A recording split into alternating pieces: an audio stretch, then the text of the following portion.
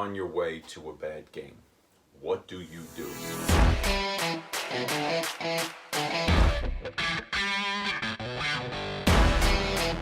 I want to play right now, so I'm going to go play, you know?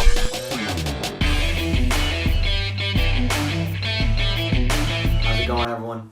In this upcoming video, we will be discussing a topic that we feel isn't talked about enough in the basketball world, and that is the topic of quicksand as it obviously pertains to basketball. Well, what is quicksand? For those of you that don't know, quicksand is the moments in games where you just can't seem to get out of your own way. You make one mistake, and then the next play down, you make another, and then another, and then another. You turn it over, the next play down, you miss a shot, or you foul the guy. The mistakes are piling on, and you're on your way to having a bad game. So how do you stop yourself from sinking in that quicksand? What can you do? Well, players, we're going to discuss some of the things that you could do to acknowledge that you're in quicksand and to get yourself out of it. Coaches, stay tuned as well, because we're going to talk about some things on how you can recognize and get one of your main players out of quicksand. Stay tuned, and I hope you enjoy. All right, so I think a good topic that we can talk about is quicksand, or let's explain what quicksand is. Okay. Like, I think it's an interesting thing to talk about mid-game as a player when you're having a bad game, mistake after mistake, miss shot after miss shot. What do you do? What can you do? What are actionable things that you can do to get out of that? And I have my ideas, but What were you thinking? well, I think the first thing that any player has to do is prepare yourself as best as you can. Control everything you can control. So, and I was explaining to Greg before, when I was a pro, I had access to that switch. So I could be sitting on the bench, chilling, talking about anything. Kyle, get in there. And you're good. And I'm good. I have access to the switch. I turn it on. I could be hyper-focused. I could show here, go under here, guard this guy this way, guard this guy another way. But obviously that takes years to get to. For young players, or maybe for some older players who can't get to that point, who can't access the switch, so to speak, I think you have to control the controllables. Prepare yourself as best you can, because you can't have any insecurities going into your game. So what would those controllables be? Like everything, right? I mean, if you're uncertain about something about the scouting report, about a play that you're going to run, well, you got to ask the coach. You got to get clarity there. Yeah. How'd you sleep the night before? How'd you sleep the night before the night before? Did you get shots up all week? Did you get game reps in all week? Did you do your vitamins every single day? Did you do your vitamins that week? How'd you eat? Did you drink enough water? You know, dial everything in. This way you go into that game with no insecurities in your mind. This way when you miss a shot, you know it's not your preparation. You know it's just, this is the part of the game, so you can move on quickly. You know, I mean, my biggest thing was when I was like younger, before like probably my senior year of high school and even college, it was like realizing that I was in it. Yeah.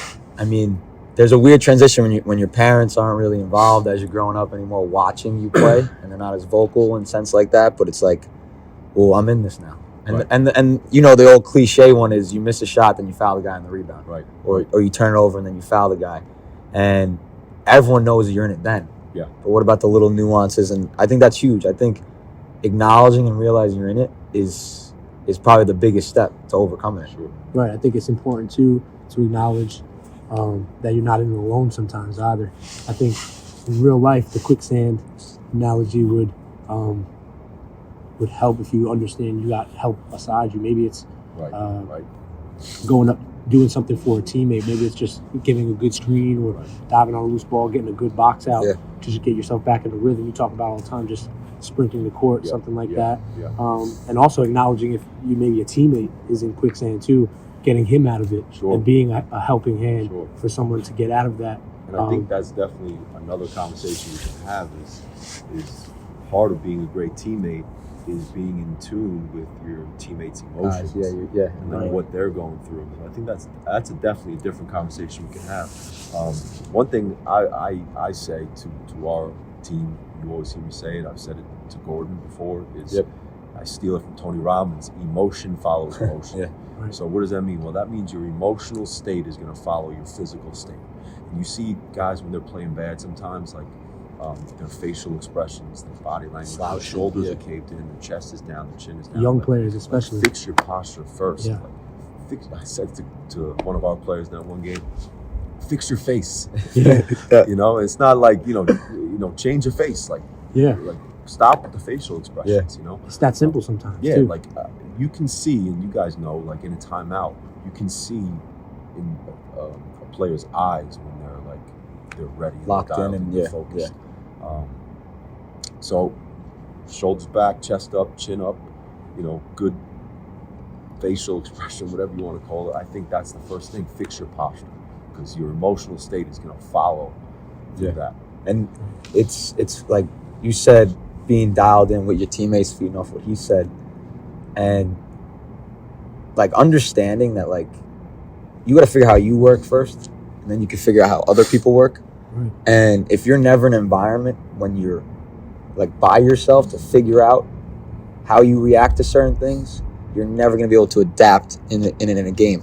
Like if the game's the first situation where you're kind of eating it and laying in dirt, I think you're going to have trouble adapting, or laying in quicksand per se. And I think so. What you're speaking on is basically going back to with the ball out in the cold by yourself or on the court, pushing yourself to past the point of being comfortable, where now you got to live with yourself. You got to live with your mistakes. You got to live with when you lose the ball, when you miss a shot. You're trying to move, you can't get it. That's definitely a huge part of it, because you're building up like a fortress around your brain, so to speak. Right. Yeah. But I'm trying to think, because you do say that phrase a lot, and I think it's good because it creates a visual. Yeah. Like I think people actually see it, and I mean we talk about it all the time, like guys on the bench getting ready to come in the game. Yeah. You know when they're going to play well. Mm-hmm. They're engaged, and that's, I mean, quicksand doesn't just apply to starters. Right. And I mean, Kevin Garnett used to, if you remember before games, he used to go up and beat the crap out of the basket before games. And just like, what is he doing? You know, like, what is he doing? Is he all right? You know?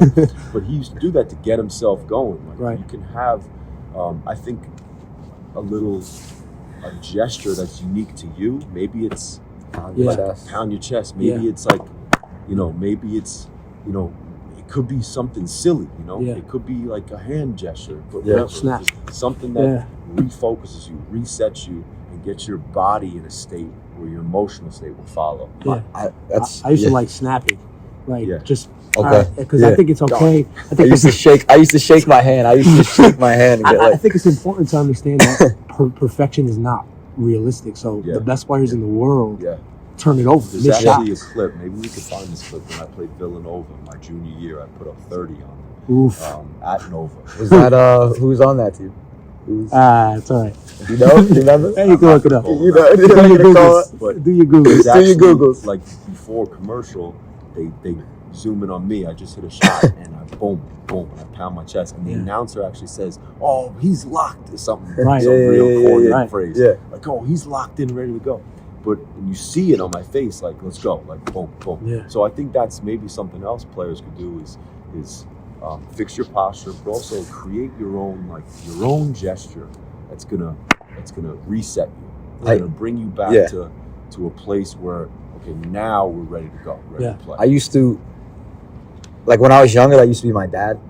Like I used to, maybe I wasn't necessarily in quicksand, but I wasn't doing what like I should have been doing, and he used to just yell, "You're a ghost, you're a ghost." And that's what dialed me in. And as I got older, so it could be a phrase too. It could be a phrase. It could be a phrase. But as I got older and like his voice was less heard, it was more like, "Yo, just start talking to me. Yeah. Start talking. Tell me something. I know I'm playing like crap." So you would say to him, yeah. But see, that's another level though too, Right. because like that's part of what you're talking about. Is you have to acknowledge it first. You see players a lot. It's almost like it's not real to them. Yeah, like it's not happening. Yeah, it's not really happening. Yeah. And I think we talked about this. Like, what are players thinking about when they're going through that? Yeah. You know, and this is what I'm trying to correct you. Yeah. Like, what are players actually thinking about when you're having such a bad game? Yeah. Like, are you thinking about that maybe there's people in the stands Yeah. watching? Maybe Yep. there's college scouts, pro Yep. scouts that are watching that exterior pressure. Yeah. Like, is it your coach? Is it your, could be a parent. Yeah. It could be a negative parent. It could be friends. It could I don't think my could dad be- was negative. But No. But I think something to remedy that would to be to think bigger, to think bigger than sure. yourself. Right, Because right. if you are thinking about the wrong things, Right. maybe get earlier to Right. help. Maybe think just something different outside of you, Or about the team. inside of you rather too, because it's Right. like, this is part of what we're trying to do is empower Yeah. yourself. Yeah. Like, yeah, there's college scouts here. Yeah, there's pro scouts here. Yeah, everything is on the line in this game, but you're on an island there too, Yeah. almost. You know, like, you can't hide on the basketball court. You don't have a helmet like in football. People are watching you. Yeah. So like, it's got to come like Yeah. from the inside out. So I think, fixing your physical state first, having a gesture is good. Something as simple as sprinting the court, Right. just because, just to get your body moving and in a state where you're just like, you just, again, fixing your physical state. Interacting with your teammates is a big one, I think. Yeah. But talking to yourself too. Yes. Like, Hearing I that think- voice. Right. So everyone else is seeing the missed shot, the turnover, the blown assignment. But in your own head, great screen, great pass, way to get us in the offense. Like, good job helping your teammate out there. Like, you can talk to yourself in your head there. And there's a phrase like, talk to yourself, don't listen to yourself. Like be active with your mindset. Really applaud and cheer yourself on for the little things that people aren't seeing. Maybe that'll pick you up or get you heading in the right direction. Kobe, he used to say a quote, and this was like, as he got older, he used to reference the moments where he airballed those 4 shots when he first started his career in Utah. And he used to, he goes, I got over that because I started realizing, I'm really not that important. People don't care that much about me, or this is going to hang over my head. And I think once you kind of take that ego hit where it's like...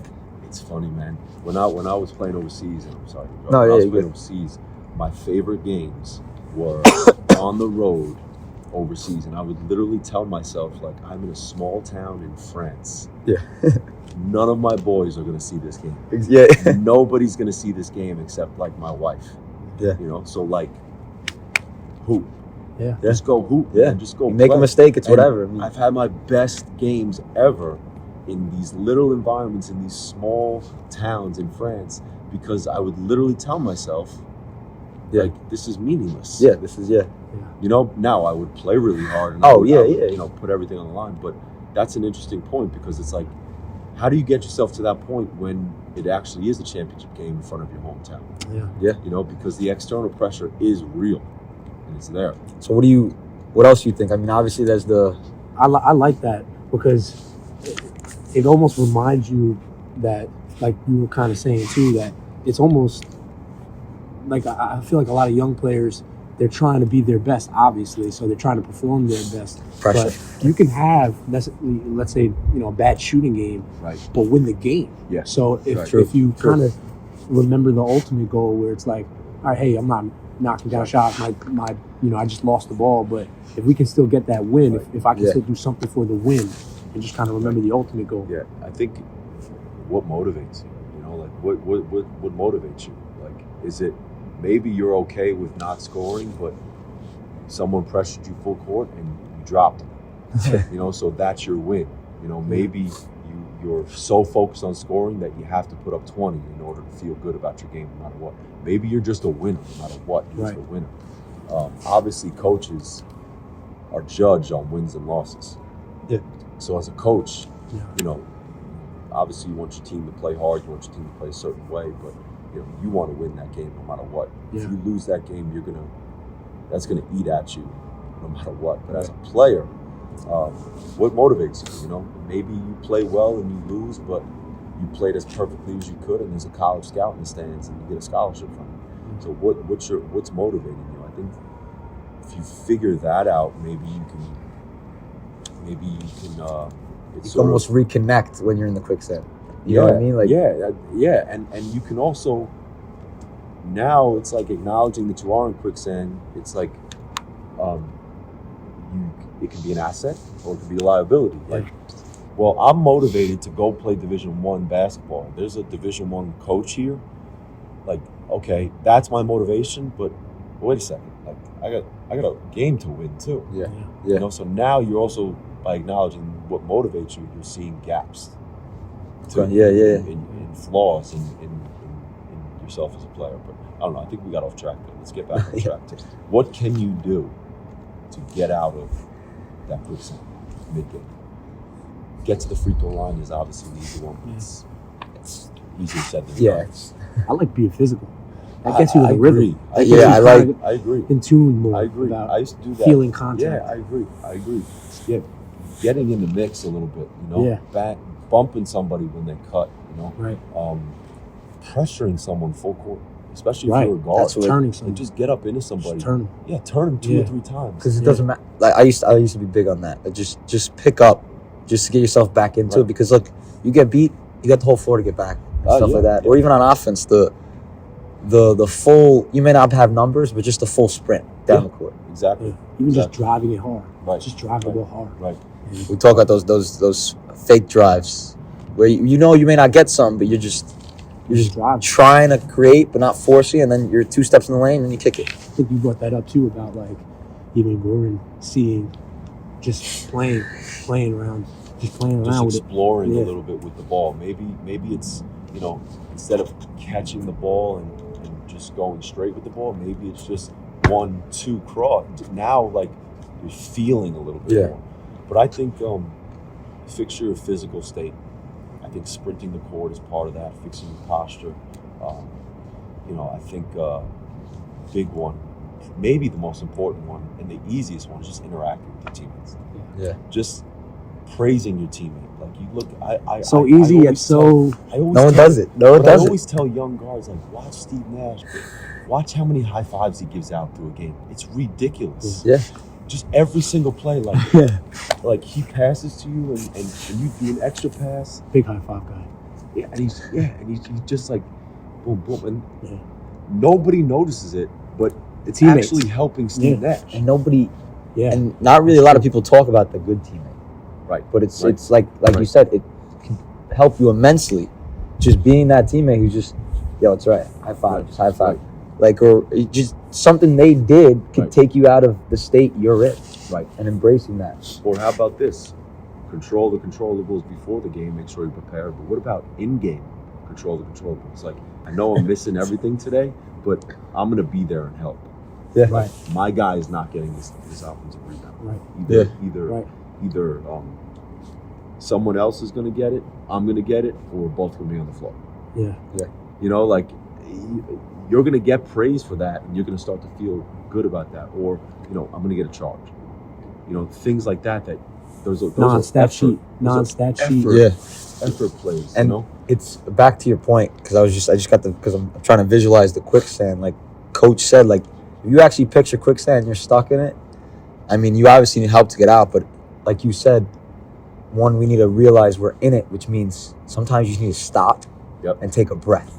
And you know that for quicksand, you keep moving, you're digging deeper before you, but you stop, you acknowledge, and now your physical state changes and stuff like that. So let's take the conversation. I have a different direction I want to take it in a second, but let's take the conversation to this. What if you have a short leash and the coach takes you out? That's true. After he sees you miss 1 or 2 shots. You have a short leash. Now you're on the bench. But you still got the whole game ahead of you. Right. And you know you're going to get another chance. Or maybe you don't. No. Yeah. Now what? Yeah. I mean, I like just remembering the ultimate goal. Like, maybe today is not your best. Right. But we're trying to win. We're trying to win a game. That's the goal. Right. And I had a teammate, I was pissed one time coming off the bench. Wasn't talking to anyone. And I usually high five. And I was just in a zone in quicksand where I couldn't get out of it. And one of my good friends, teammates came up to me and just tried to talk to me. I wasn't having it. He just gave me a hug and gave me a little fake kiss. And like, for some reason, I I was like, levity, it just took you so off guard. I was like, you know what? just- We're trying to win now. Like, right. That's interesting. What a good teammate. It's just good teammates, guy like- was. But that I vividly remember guys having horrible games. All right. And not playing at all in the second half as a pro. And I hit a big three. Other team calls a timeout, and they're the first ones on the court, Yeah, ready to dap me yeah, up. without a doubt. The first ones on the court. Now I'm like, damn, like he's got my back. Yeah. You know, so that's important, and that's every coach is going to preach be a good team. Well- Every coach is going to say you need to be on the bench, engage with your team, but it's really hard to do. It is when in you're not playing practice. well. And that, We yeah. have to start acknowledging that too as coaches. Like, that it's really difficult to do in basketball when you're not playing well to be engaged on the bench. It's hard. Yeah. So, now we're on the bench. We know what to do on the court now because we just had Yeah, that we little. just- yeah. What do you do on the bench? Right. What actionable tasks can you take on the bench to get yourself, make yourself be a better teammate? Yeah, and look, from the coaches perspective, how often do you look at the bench like during a game? It happens a lot. Something happens, you turn around, whether you're throwing your hands up or Yelling something. at the bench. You're yelling at the for bench mistake for on what the they court. did, Right, but right. you're looking at it. And if you turn around and you're looking at this kid slouching, Yep. I think it's one of the posture both Posture on the is court super and off the court thing. I used to do this thing. So controllable, Yeah. too. Controlling Right. and controllable. I used to do this thing because to me, line of sight was everything. So the coach is usually above you to like the left or to the right, wherever side you're on. And whenever they would turn, they'd turn down that line. I used to pull my seat a couple inches forward. I So like I'd that. be like Right, away from the line. right. And when he would look, I'd just be sticking out. Right. And it would catch attention differently. So now if you have that attention, now you're doing something positive with it, they might go back to you. Right, right. And I think that's huge. Yeah, I like what you said earlier too. Players, pros especially, I can imagine even more, have these enlarged egos. So hearing your ego, but debating it quietly to yourself, Sure, like being sure. inside Right. yourself and hearing Right. it, and kind of fighting it, and then just beating it. And Right. then now you can just. Right. You were talking about how, and I can only imagine at the pro level, how players can come off the court Yeah. and struggle with that. Yeah. It could be. I've seen it go the wrong way. Right. Really wrong Right. sometimes too. But I think the same rules apply when you're on the bench. Yeah, right? without a Fix doubt. your Without a posture, doubt. Without a doubt. Fix your posture. But hey, timeout, end of the quarter. Be the first Be the one first off the one bench. up. Be the first one. First one off the bench. You know, a lot of daps, right? A lot of body contact. Yeah. You know, in the huddle. Like, let's go. Yeah. Maybe you see a teammate who's starting to head down the direction that Right. Pick 'em up. you're already in. What was the video? Pick, Right. pick Yeah. your chin up. That That was on the that's UCLA, awesome. UCLA. Yeah. You know, so that's really key. So how about this now? As a coach, In Quicksand? Or, your player is in Quicksand. okay. You need this player for the game. Right. That's interesting. That was an interesting ding at that time too. Right. And every player reacts differently. You Right. say it all the time. And So every coach too. Every coach Every has coach different is different. personality. Like some coaches are inherently negative. Some coaches are inherently positive. My college coach, Mike Bray, he incredibly positive coach. You know, incredibly positive. It's almost like you would never go through a whole game in Quicksand because your head coach. I think that matters so much.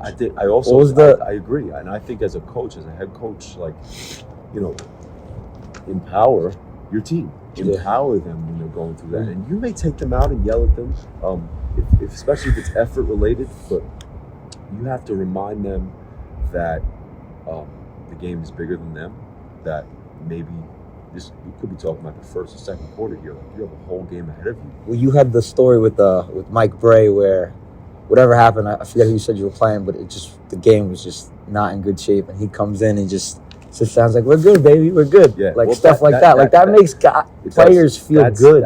He does that almost once a game. Really? Yeah. So the other teams are going on a run. We get into a timeout. We tell the huddle, "We're good, man. We're good." And he would literally touch everybody like, "We're good. Don't worry. I'm okay. We're good. Don't worry about it." and I know I put on his voice, but now, like me, I put crazy amount of pressure on myself. But I'm like this in the huddle. Yeah. And to hear your head coach like, we're good, man, we're good. Like, part of me wants to be like, no, coach, we're not good. Like, Yeah. But then the other part of me is like, all right, we're good. You know, like the leader of this team. It's calm. Yeah, it's calm. You know, so I think that's important as a coach to your players feed off you no matter what. Yeah. You know, you go into halftime speech, they're leaving the halftime the way that you leave them. Yeah. It's a great point. Yeah, it's a great point. You know, so maybe you're down 15 at halftime, maybe you're down 30 at halftime, which we've been in these situations as coaches. Yes. How are you going to leave this locker room to finish this game? What are you going to do? Not play, not come out? Right. And if you just kill them the whole halftime, they're going to come out dejected. You know, but you have to be strong, the strongest one as the head coach to reframe the narrative and send them on their way. At least you attempted to shift and Their perspective and get them out of there. And a lot of times in that moment, there is tension already with the team. Right. So you don't need to add on top. Right. Like the players they're competing. They want to You're win. absolutely right. They might already be doing Right. that. So Absolutely you come in there, you might have to just elevate Right. maybe not necessarily praise, but Right. make them Right. feel good. Right. And you said like your best player or a player you really need just is either going to Quicksand or is in it. I think eye contact Mhm. with I the love coach is Call his name. yeah. I do that with Yes. our guy a lot. Like their heads down, their eyes are down, and we're talking. Hey. Yeah. And then all of a sudden they pick their heads up and we're good, man. We're good. Yeah. Don't worry, we're good. Yeah. I got you. Like I got you know, like let them know that you have their back. Yeah. Even though they may be playing their worst game ever. Yeah. It's really Without a doubt. okay. Last direction I want to take this conversation. Parents. We gotta recognize when parents are in Quicksand. No. You Can't tell do it parents all. to shut up. You gotta shut up on the sidelines. Like you can't be talking to your son, daughter while they're on the court and playing bad and screaming, do this, do that. Like even come on, like you can't be the loudest one. You almost have to be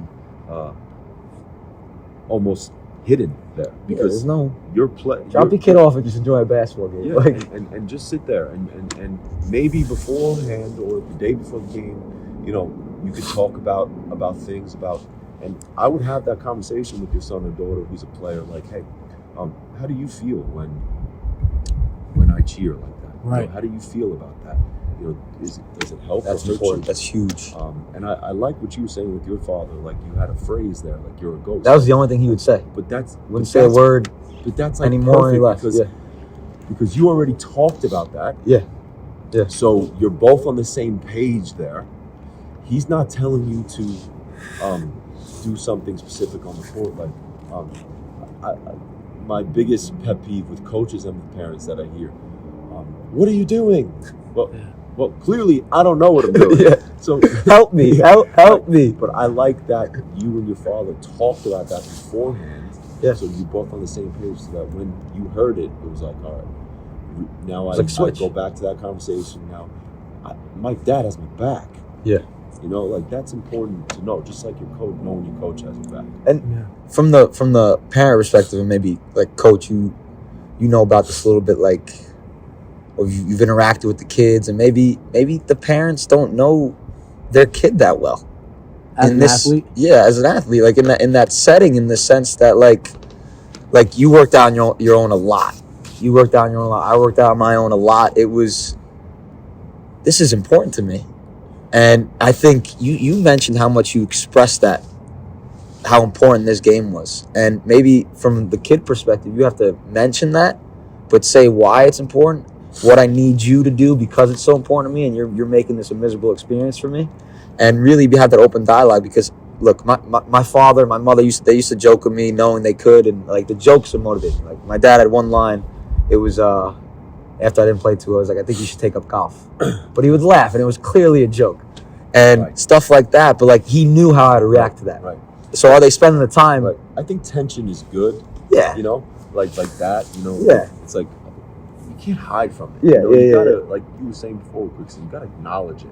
So I think a little tension is good. I think, in my experience, and maybe my mother was different, but she was different. This is the story I was trying to pry out of you. Well, you brought it up, just being on the bench. A lot of parents focus on the court, Right. And how you're doing, how you're playing, how you're performing. True. My mother, I used to make eye contact with her when I was on the bench sometimes, and she used to get more upset than me on the bench because of the posture, because of how I was not supporting my teammates. Right. She didn't care about what happened on the court. What did I do off the court? And I remember just getting yelled at for not supporting my teammate, and I was like, "How did you miss the shot?" He was like, "It's selfish." And that's important, because I think parents focus too much, maybe on the actual court, but also acknowledging what your son's doing off the court, or your daughter is acting off the court, how they're still supporting, or how they're still. Well, my First mom. one, look at the score. Right. Look at the score. Like, if we're up 20 and little Johnny is not playing well, and you're but we're up 20. Like, we're playing well. Like, I know you want but we're winning. That's the ultimate goal, like you said. Right. Well, my mom's story was, I was playing up. I was in 2nd grade, so my brother was in 4th grade. My mom was coaching the team. Okay. My brother's team. They didn't have enough players that game, so I was playing. She took me out. I punched her. I think your mom could take it. I don't even remember what happened, but my dad probably knocked me unconscious. Probably, I don't know. But the last thing I want to say about this is I think this is true, that, and maybe players, parents and coaches can help their sons, daughters, players here. It's okay to show emotion on the court. I think, you're 100% right. The players who fall, who fall to quicksand the most and the hardest are players who don't show any emotion on the court. And I think it's okay once in a while to get an M1, like, M1, like, that's okay, that's good. Like, because the players who outwardly express their emotion, like, they're going to fix their physical state.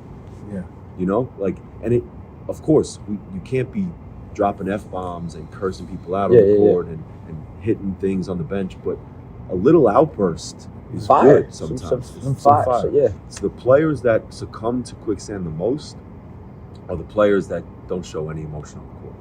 I think that's true. So I think this could raise another conversation, is being like the phrase I said, like a ghost.